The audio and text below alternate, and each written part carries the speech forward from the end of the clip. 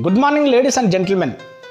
In the previous part of this video, we have learnt Gandhi's completion of barrister in England, his return voyage to India, and his problem in law practice at Rajkot and Bombay High Courts. In the fourth part of this video, I am going to narrate you the Mahatma's struggle as a lawyer, his voyage to South Africa, and his agitation on color prejudices in South Africa. By switchovering one by one part of these videos, we are gradually going into the heated Indian history during the British tenure. We are understanding the India under the British rule, their problems, insults, their way of life, and their struggle against the foreign rule. I think that understanding the life of the Mahatma and his way of facing problems will definitely give us courage when we are in troubles. After 4 or 5 months, he was unable to practice in the Bombay High Court. The senior lawyers were roaring like lions in the court. He was disappointed there because he was the junior lawyer, and he went to Rajkot, and there he set up his own office. In Rajkot, he started his own office. Drafting applications and memorials brought him an average of rupees 300 per month. While he was working in Rajkot, a British officer insulted him. Most of his work was under this British officer's coat. Gandhi began to learn something of the politics of the country. Kathiawad being a conglomeration of small states, naturally it had rich politicians. Petty intrigues between the states and intrigues between the officers were the order of the day. The princes were always at the mercy of these officers. This atmosphere appeared as poisonous to Gandhi, and how to remain pure was a problem to him. He was thoroughly depressed, and his brother understood his problem. He thought that if he get another job, he should be free from this poisonous atmosphere. He was exasperated with that poisonous atmosphere. In the meantime, a Mehman firm from Porbandar wrote a letter to his brother. In that letter, the matter says, "We have a business in South Africa. Ours is a big firm. We have a court case in South Africa. It has been going on for a long time.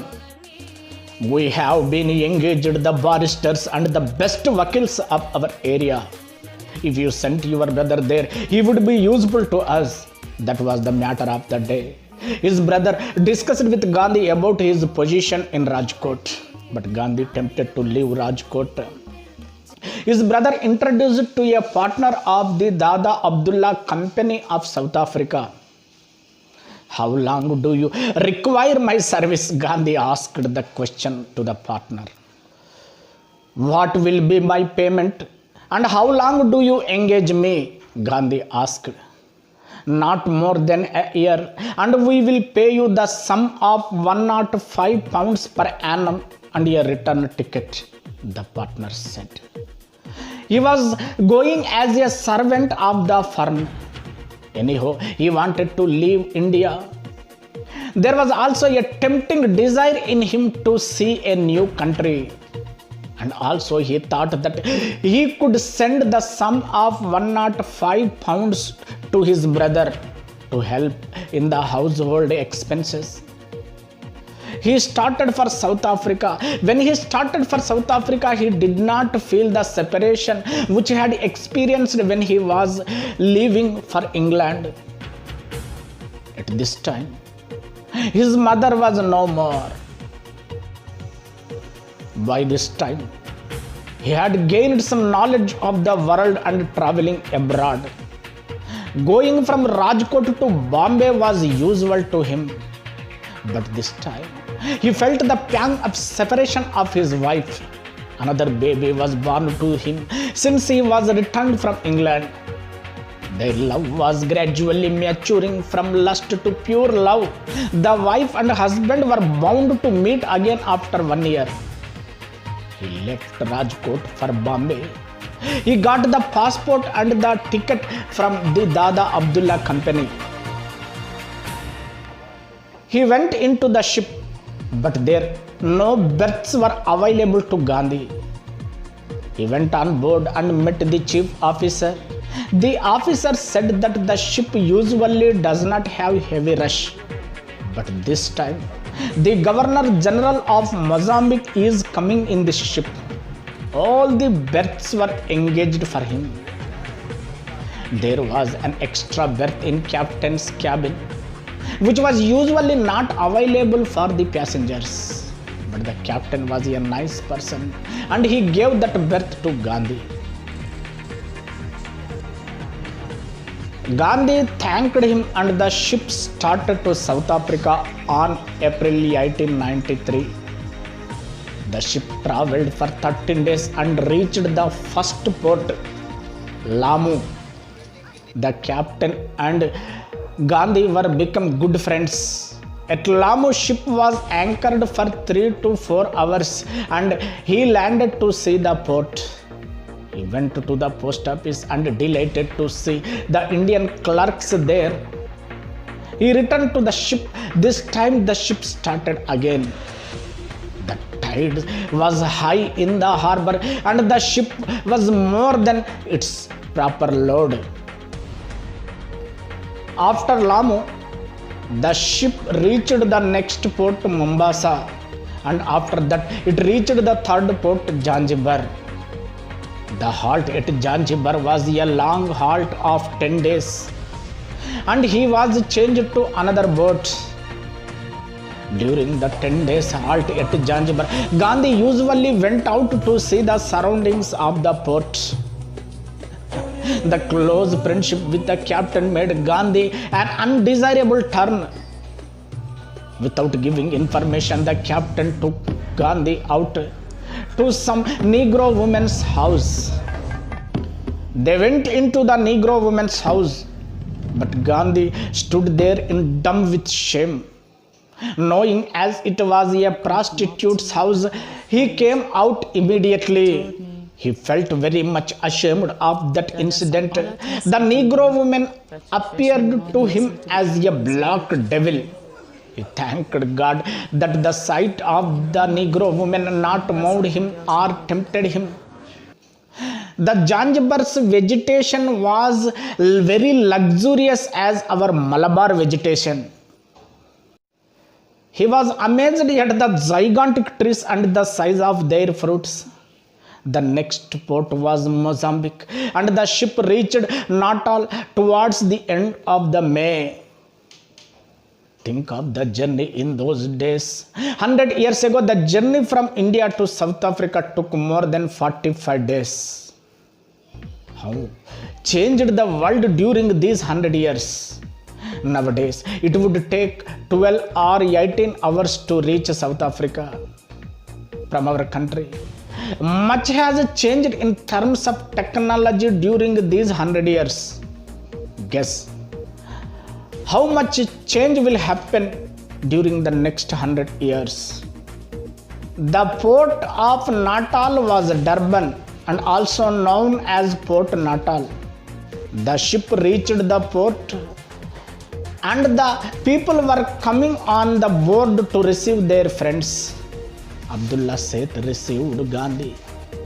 He was taken to the firm quarters and a room in the quarters was given to Gandhi. Their case was going on the court of Transvaal. The defenders were in Pretoria. Seth Abdullah had a big firm in South Africa with rich funds. The Indians held him very high esteem. He was proud of Islam and loved to discuss Islamic philosophy. His subject on Holy Quran and Islamic literature was very good. Contact with him gave Gandhi a fair amount of practical knowledge of Islam. They came close to each other and had long discussions on religious topics. On the third day of Gandhi's arrival, Sheikh Abdullah took him to see the Durban court. There the Sheikh introduced Gandhi to several people and seated him next to his attorney. The magistrate kept staring at Gandhi and asked him to take off his turban. As he felt as insulted, Gandhi refused to take off the turban and he left the court. Here too, there was a fighting started in him. Later, Sheikh Abdullah explained Gandhi that why Indians were required to take off their turbans. But those wearing Muslim costumes need not to take off. But for other Indians, the turbans should be taken off. Therein, not all the Indians were divided into different groups. One group was of Muslim merchants. They would call themselves as the Arabs. And the other group was of Parsis, and they would call themselves as the Persians. And the other group was that of the Hindu clerks, composed of Tamil, Telugu, and the North Indians.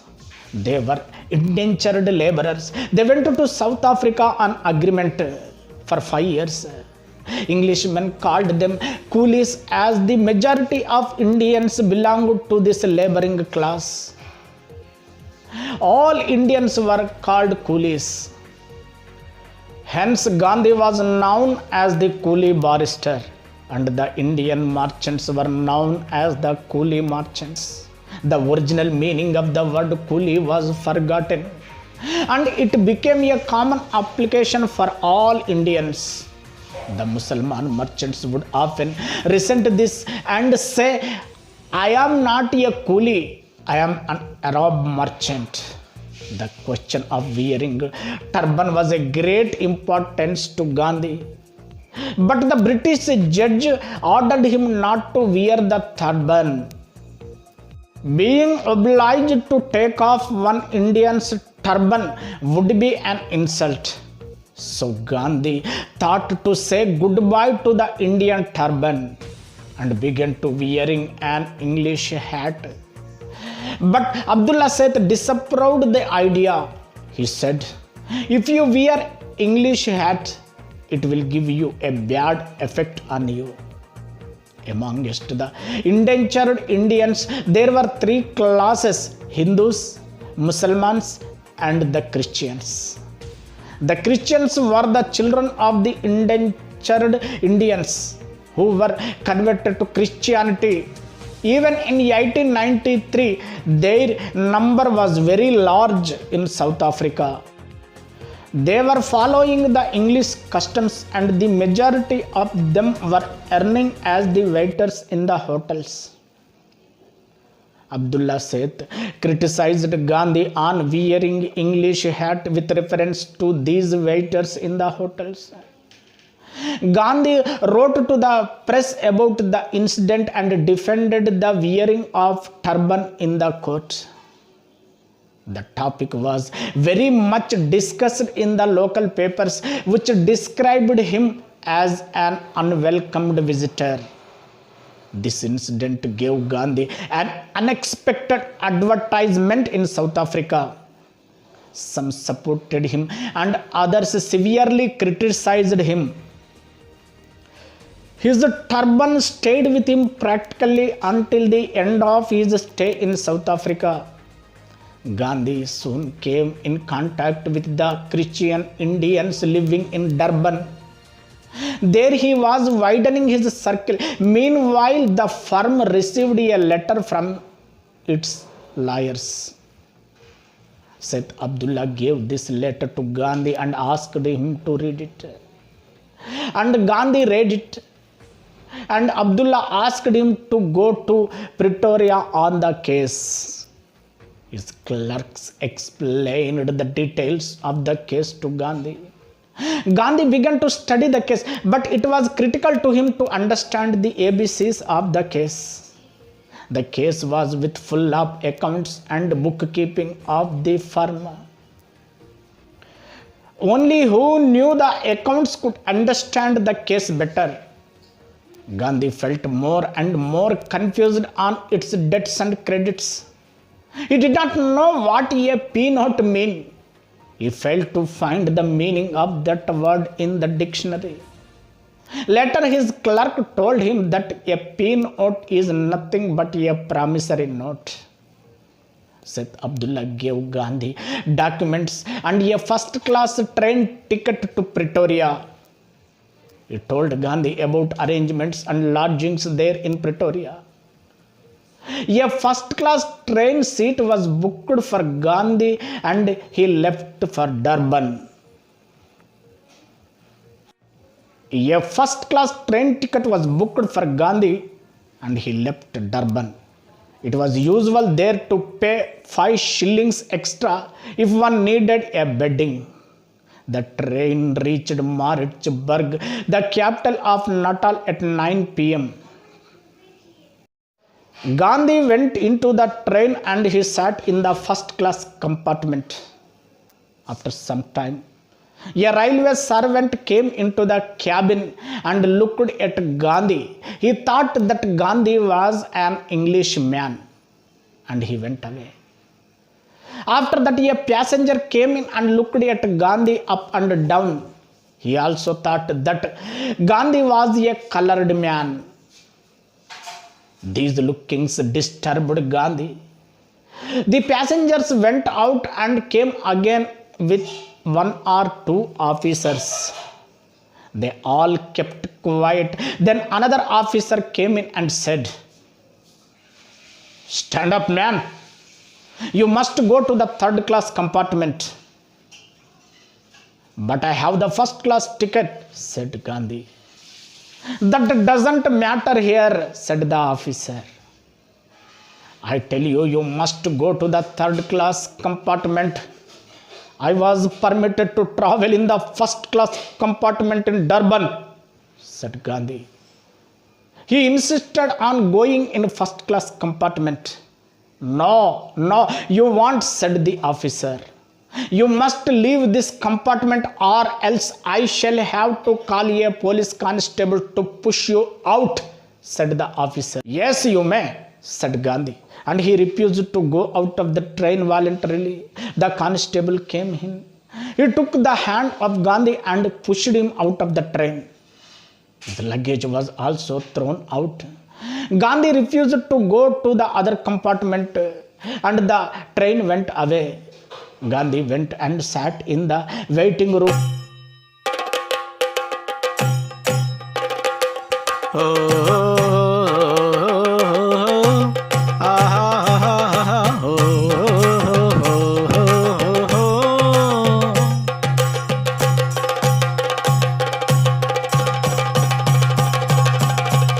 Gandhi in Africa, till I tell you something you don't know the reason. You need to listen one thing to get a hill weekend. No, just need something. No, to get a hill something. Remember the main thing that's so feel like telling. Please remember speaking. No, you don't say something.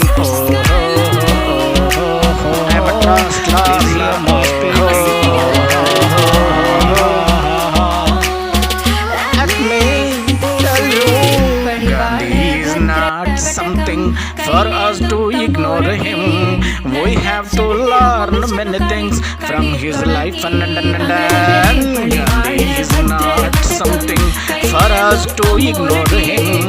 We have to learn many things from his life and Gandhi is not something for us to ignore him. What you feel when your feet hit the pavement. Keep on reasoning. Hold on to what you I believe. got you what you believe in.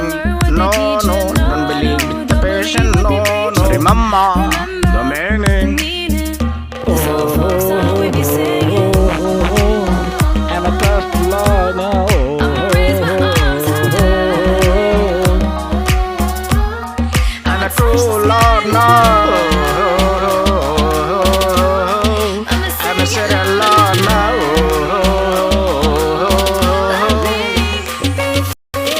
Gandhi is not something for us to ignore him.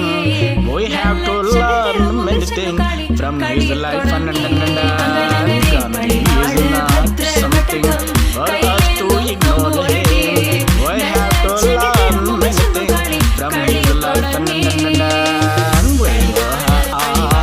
Gandhi is not Gandhi is not Gandhi is not Gandhi is not something for us to ignore him. We have to learn many things from his life and we have to learn many things from his life and Gandhi is not something for us to ignore him. பழிவாழ Badra